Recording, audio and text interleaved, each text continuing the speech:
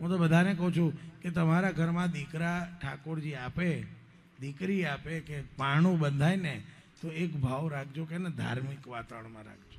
નકરું twinkle twinkle little star ને એ બધું ગાવાનું બંધ કરો.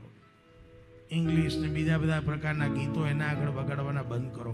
હું તો કહું છું હનુમાન ચાલીસાનો પાઠ કરજો. હનુમાન ચાલીસા ગાતા ગાતા સોડાવજો.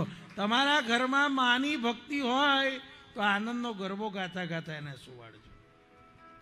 એને નાનપણથી જ ખબર હોવી જોઈએ કે આ હનુમાન ચાલીસા છે, આનંદનો ગરબો છે.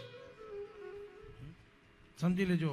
તમે એને નાનપણમાં ઓલું કહેવાય ને જે બીજ રોપાયું હોય ને, એમ તો ખરેખર ગર્ભ સંસ્કારથી જ વાત અલગ હોય, પણ છોડ ઉગે ને પછી એવું કહેવાય જે બાજુ વાળીએ ને એ બાજુ પછી ઝાડ થઈ ગયા પછી તમે કહો કે હવે તમારે વાળવો છે તો ના વળે.